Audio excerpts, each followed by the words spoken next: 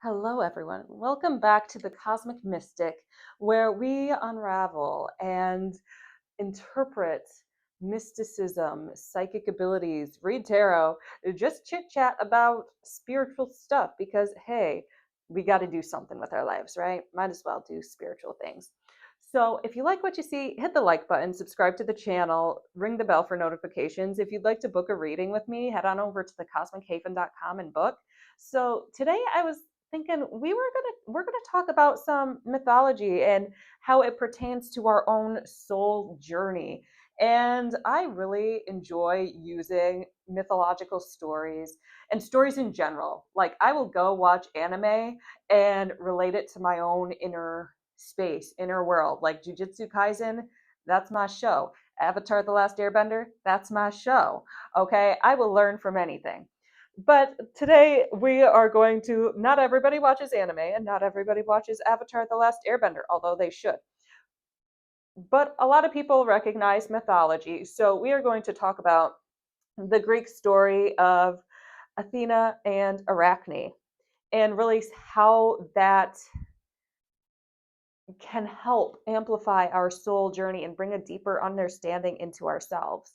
Now, for those of you who don't know, and we're going to maybe do like a start and stop here, Athena is the goddess of wisdom, all right? Greek mythology, goddess of wisdom, came out of Zeus's head. Well, not basically, she did come out of Zeus's head and brought the olive tree and created that concept of the olive branch into Athens, making her the Athenian god, and hence that city was named after her. And was always there for all the Greek heroes. If they needed wisdom, that's your girl. Okay.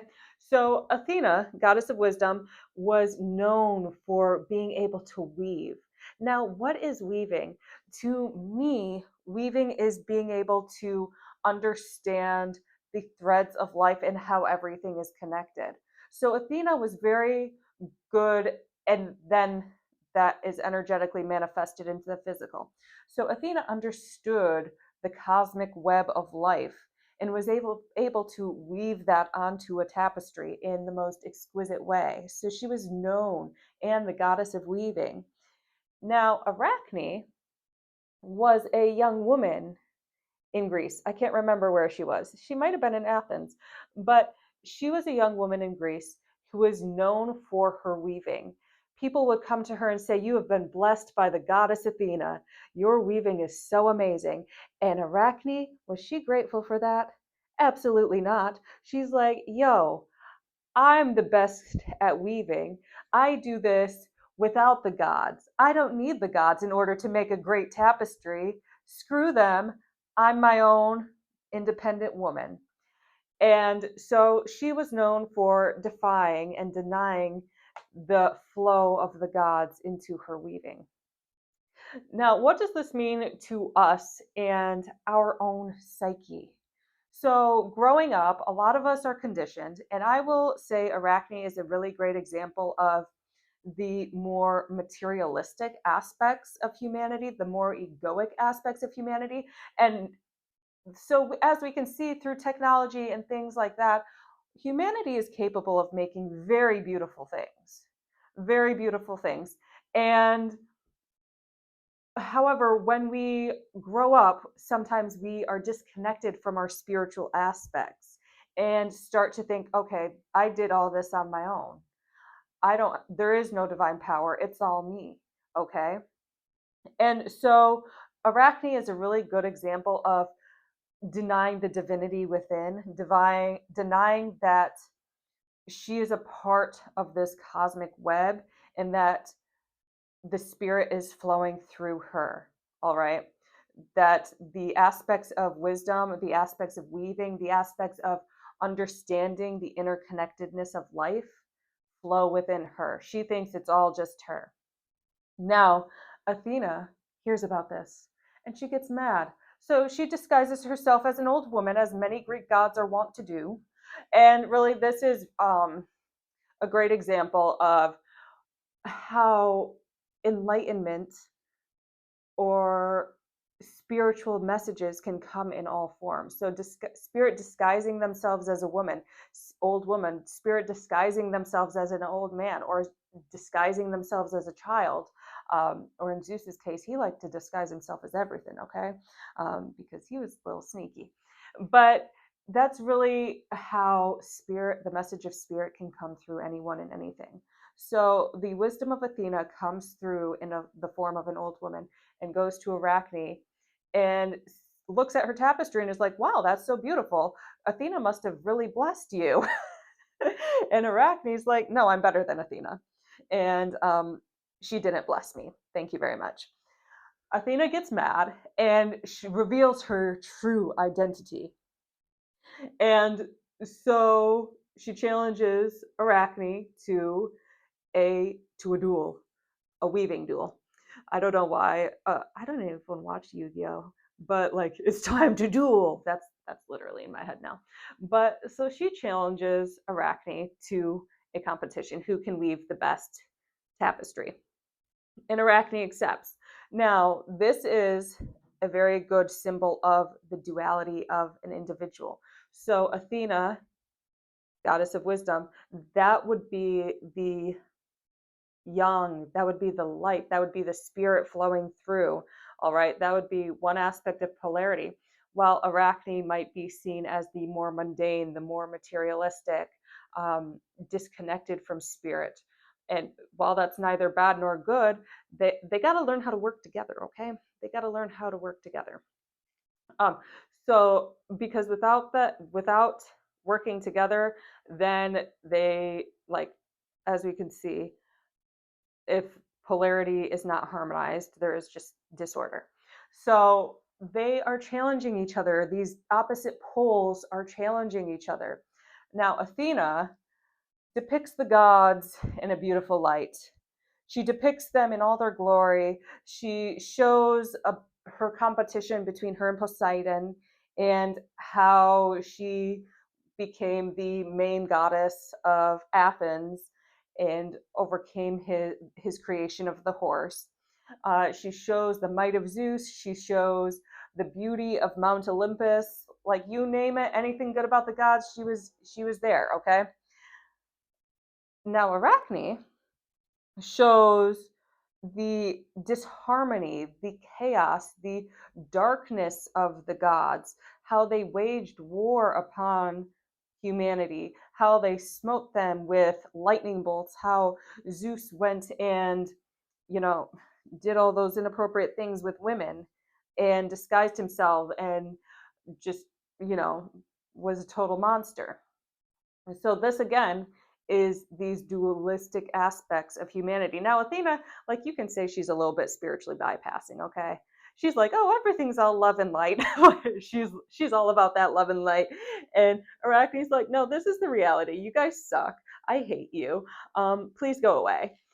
And so it really is that dualistic aspect. And like I said, spiritually bypassing. Why do so many people leave the spiritual world, whether it's Catholicism, whether it's uh, Buddhism, things like that? Because there is a lot of spiritual bypassing, only focusing on that love and light aspect and not on the reality and darkness that can coexist within it.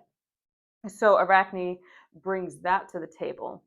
Now Athena, in her little spiritually bypassing self, gets mad.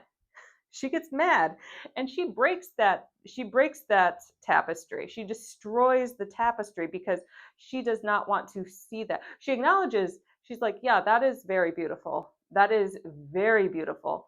And this can be, like, again, think about the decadence of Rome. But however, in that mass consumerism, in that mass decadence, they did lose sight of honoring spiritual flow, honoring the gods. And so while they were the greatest empire, they disconnected so far from spirit that they eventually lost everything. So Athena destroys that.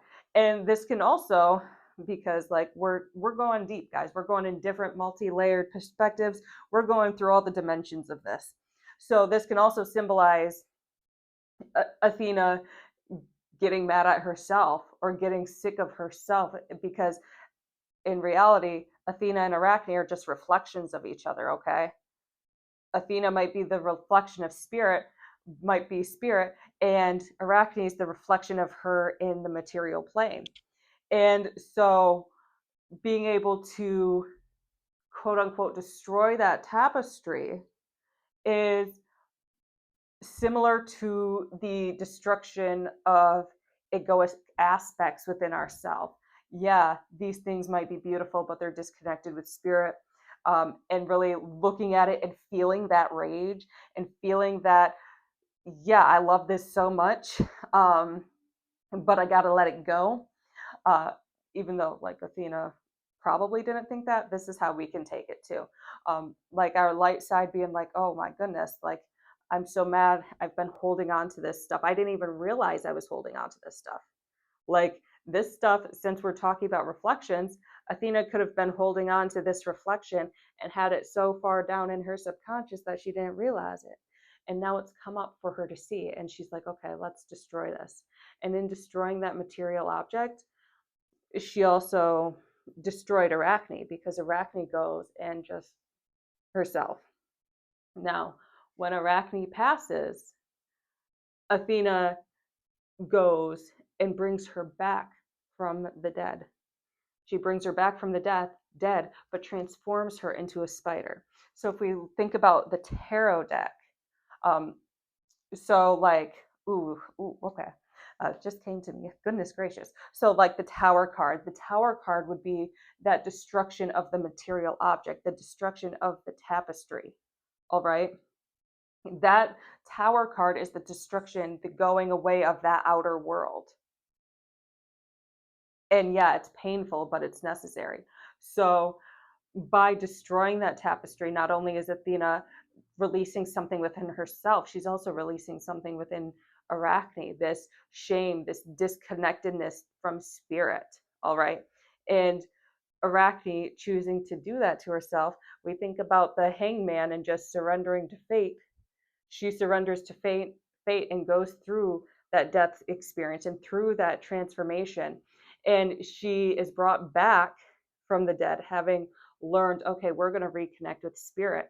And she is turned into a spider. Now, what did we say weaving was? Because spiders are great at weaving. So, weaving was at the beginning of the video. Weaving is understanding the how life flows and connects with each other, and how everything is actually one. And there are these dualistic things, and while we might not be able to understand them all, we have to acknowledge it and allow that to flow through us in the moment. There are so many things that can allow us to disconnect. And a great example of this, and this isn't like knocking or uh, promoting Christianity, but people turning away from Christianity, saying, well, if God was so great, why did he let this, and this happen to me? There are some things that happen in the world that we don't necessarily understand. And not saying that they're right, not saying that they're wrong. Some of like, I look at the news and I'm like, dang, I really have to take a step back and meditate on this, because this is a lot going on in the world. This is a lot, and isn't really all that necessary. And what is the greater picture? What is the greater design? I don't know the greater design, but I do know I have to weave my web of interconnectedness and allow spirit to flow through me, allow wisdom to flow through me, and just surrender and do the best that I can in this moment. And that's all I can do. All right.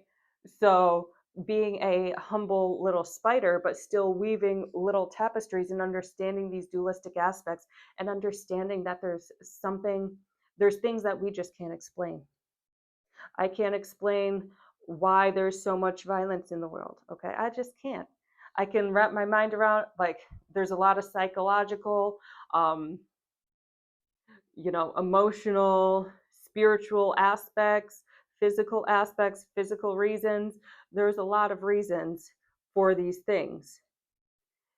But at the root of it is that unknowable aspect, because everybody has such different and nuanced experiences in life, and everybody is so different and reacts to things differently. Like, somebody might see Like 10 people might see a car wreck and react to it very differently, you know?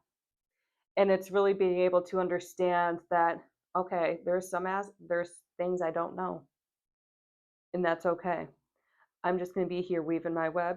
I'm going to still trust and connect to the flow of life, embody wisdom while also acknowledging the darkness. So I think both Athena and Arachne learned lessons there, like Athena being able to realize and look at that darkness, and Arachne being able to come back and reconnect with spirit and reconnect with divine wisdom in the long run. And yeah, like Greek mythology is wild, guys. Mythology is wild, but it shows us the polarities of life. Like the gods just acted like humans that could throw thunderbolts, okay? And that's just it. And we can learn from these lessons, and we can identify and recognize the polarity and recognize the inner transformations that can be brought about through these stories. All right. So I hope you guys enjoyed this video. I have fun interpreting mythology, honestly. I have lots of fun with that. Um, Also, like my background is in acting, so like dissecting things like Shakespeare and old stories is my thing. Okay, that's just my thing, and I love it. All right, so I'm gonna let you go. Thank you so much for watching. I hope you all have a wonderful week. Take care.